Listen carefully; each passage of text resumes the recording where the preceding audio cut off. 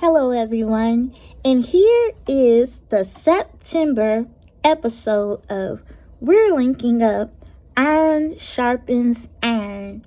And this month, I am talking about the show, the business, and the balance. Now, one of my favorite shows is the James Brown memoir with Chadwick Boseman. The greatest line ever has to be when Boseman said, "You must be the show and the business."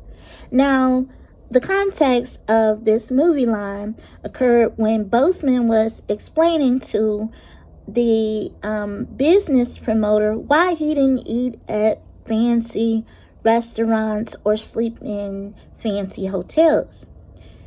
And it was because James Brown, the man, understood that the less money you spent on frills, the more money you have in your pocket.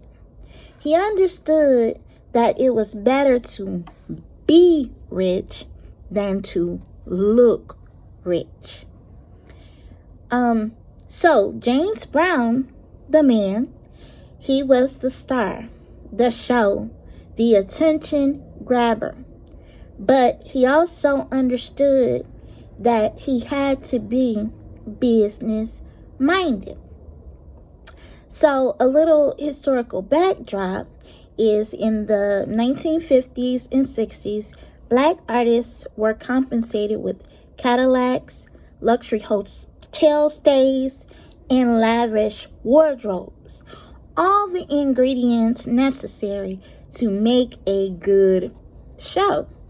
But these artists were left penniless because they had no understanding of the business aspect of things.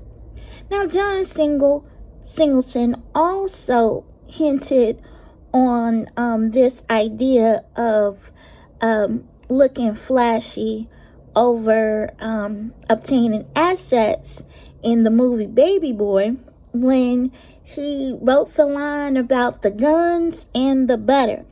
And the guns are the things that appreciate and that earn interest and that will potentially outlive you. And the butter are those flashy trinkets that tend to impress people, but they depreciate in value. And once they are consumed, then there's no interest earned or no interest gained on them. So, where am I going with this? Yes, it is okay at times to self-indulge, but you always must be mindful to take care of business. You will be surprised at the number of millionaires that are on the who's of successful businesses, yet they're walking the tightrope of bankruptcy. And in these times of increased tariffs and economic uncertainty, businesses, large and small, cannot afford to chase butter. Okay? Now, I'm not attempting to employ any type of scare tactic, but I am encouraging self-sufficiency and unity and the building and bonding on a community level, so goods and services can be merged, so everyone can win and we can all be productive. So, as an entrepreneur, business owner, you must be mindful to be the show, which is the face of the company, the name of the company. You are the brand. And you must also be mindful that you are also the business.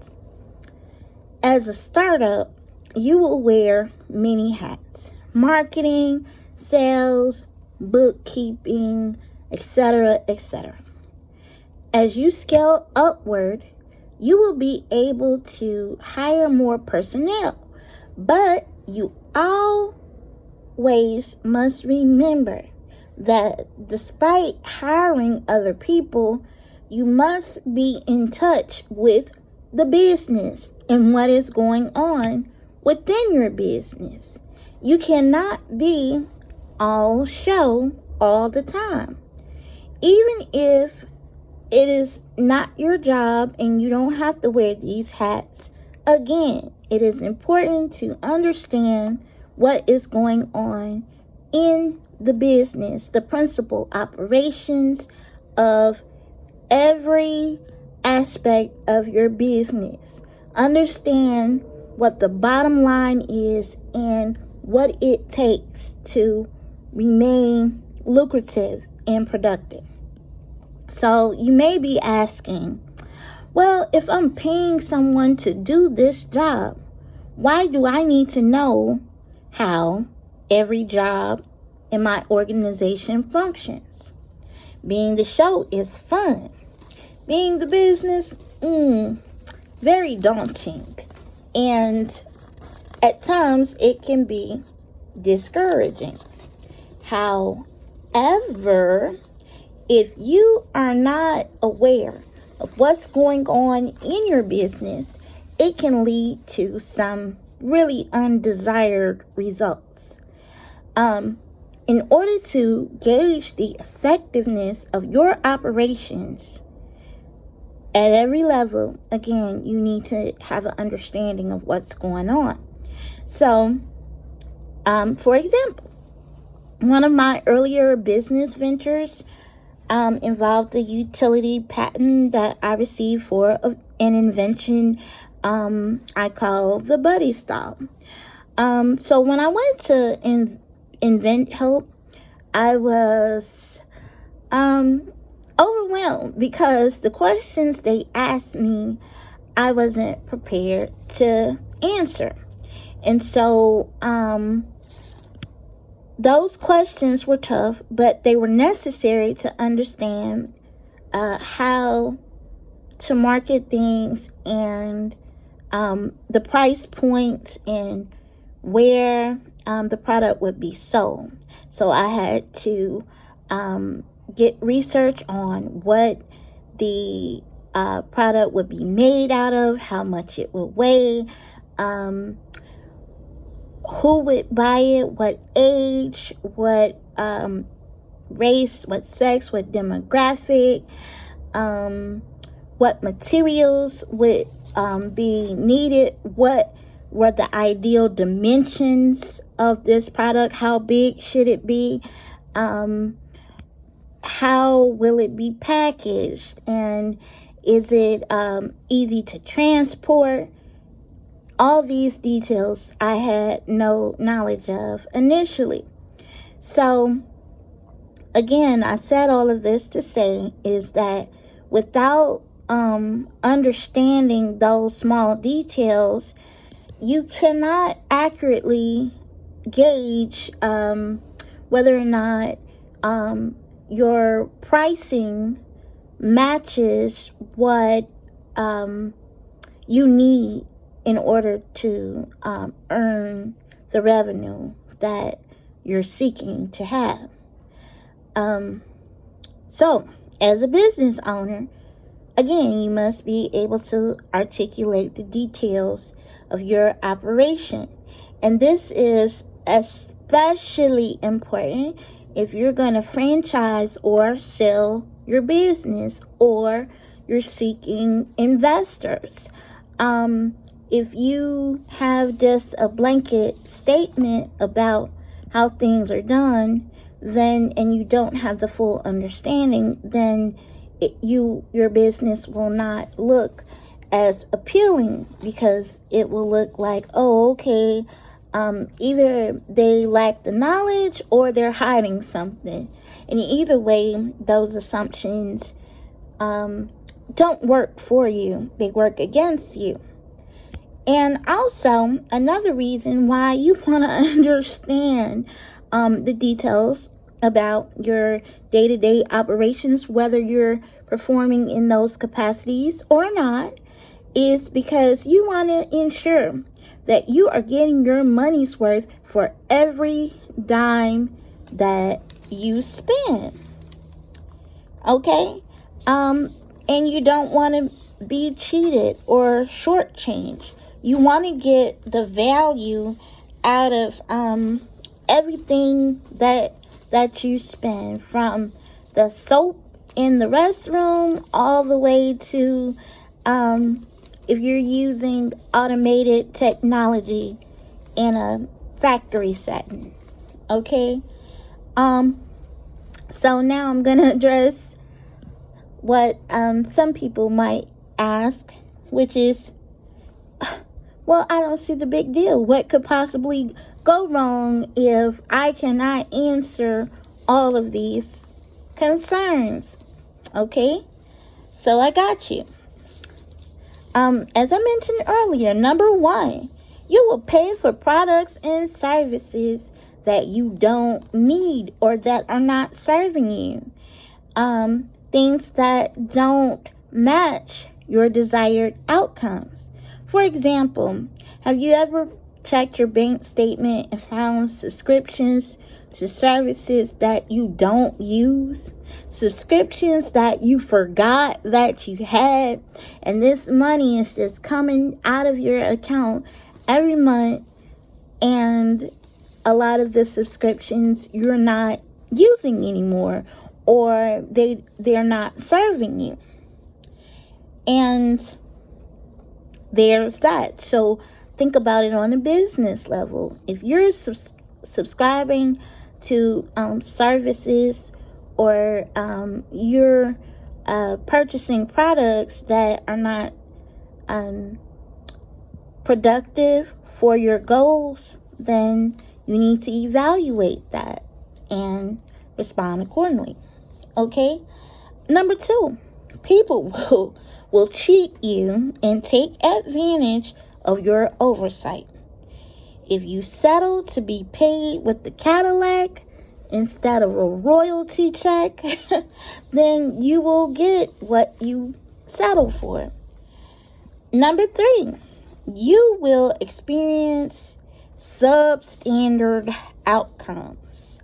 With no evaluation system, no measuring stakes, no accountability, anything goes. Your staff will do just enough to get by because there's no monitoring. So again, while you're the face, while you're the show, you must always be the business as well. Okay, moving forward. Number four, you will lose respect and you will activate a culture of low morale. What do you mean by this? Okay, so you have to be the boss that everyone sees. You have to be the boss that is present. An invisible boss is a boss that does not care, and that is the assumption. The workers say, well, we don't see him or her around, so they must not care that much. And since they don't care, then I'm not that invested either. So, also, if you're present and you are actively monitoring things and keeping your hand on the steering wheel at times, you will be able to understand what the needs of your organization is and witness it firsthand for yourself. And you will also be able to provide meaningful feedback to your employees regarding how to increase that productivity. But if you're inaccessible and you're not seen, you cannot provide accurate feedback. You will be in the dark as far as your productivity numbers, or what are the actual problems that's plaguing your organization. But you have to be in the know. Okay, so I'm going to give this quick illustration about, why it's important to understand every aspect of your business, whether you are operating in those capacities, whatever. Okay, so there was a school I worked at, and at the school, the head custodian fell ill, and he was out for a substantial amount of time due to a surgery. And the head custodian of the school had the master key to, all the locks. And one of those locks were the key to the dumpster gate. Okay, so while he was out, the other custodians, of course, they came to work. They did their jobs. They emptied the trash. Not just the custodial staff, but the cafeteria staff as well. They did their job. They emptied the trash. However, the trash was not transported to the big dumpster. And so for a couple of weeks, the trash piled up, and the smell was horrific. So imagine all these trash cans that were emptied from the bathroom, from the classroom, from the lunchroom, and it's just piling up 2 weeks worth of trash. So finally, the principal addressed one of the custodians and asked why the trash hadn't been moved. And the worker told the principal that, well, our head custodian is out. He is on sick leave, and we cannot access the dumpster gate. It's locked. So, of course, the sanitation trucks could not come and dump the trash that was inside the dumpster out, nor could the other staff dispose of the trash that was collected. So the principal in turn contacted the head custodian and asked about the key to unlock the dumpster gate. And so the head custodian came back, and he gave the key. So he gave the key to the principal. And then here is the shocker, the irony of the story. The head custodian advised the principal that this whole time there was a key to unlock the dumpster gate right beside the principal's desk on the wall. And so that was like, oh, really, all this time. So the principal had the key, but did not have the knowledge that the key was there. So the moral of this story is, even though the principal is not necessarily responsible for the custodians doing their work, it's all connected. And if one department is deficient, then it impacts everything. So just having that knowledge will go a long way about the intricacies of your business and what is needed. So that's a lesson to be learned. Okay, so back to the list. Number 5. Focusing on being the show and not the business will have you being out of tune. Just like in the story I just shared. And the business operations will be, again, like the story, a trashy situation. And it will add up to big problems. So if you're the boss and you can spot something that is wrong, you can get ahead of it and divert the situation before it becomes like a huge problem. You can use your own eyes and your own senses to understand what is needed and identify the problem, and also seek counsel about it. But if there's a problem and you don't know about it, it's hard to address it. And when you do learn about it, it's almost too late. But again, at that point, you just can't afford to not know. So the more you know, the less problems you will avert.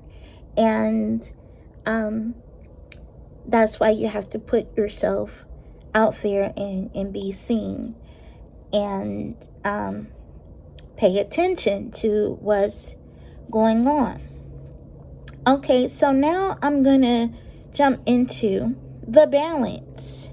Okay, so I know you're like, oh my goodness, that's a lot.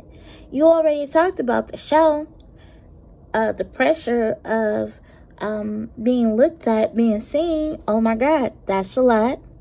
All right, then monitoring the business and understanding jobs that I pay somebody else to do. Whoa. Like, that is a lot. And it is. That's where the balance comes in, okay? So, again, what can you do? It's a D word, and it's called delegation. Okay, so who is the person, or who are the group of reliable people that you can depend on to be your eyes and be your ears in every facet of the business? Because of course you cannot be everywhere at all time, and you cannot give your attention to every little detail all the time. So there is delegation. And where a lot of leaders fall short is they feel like they need to do everything in order to maintain job security or their position and ensure that they're locked in. However, what that creates is overexertion, and also at the same time, because you're only one person and you don't have time to rest and you don't have time to process information because you're trying to do everything and no one works the way you want them to, and you feel like you just have to do everything every time because you're a perfectionist, then you end up losing out.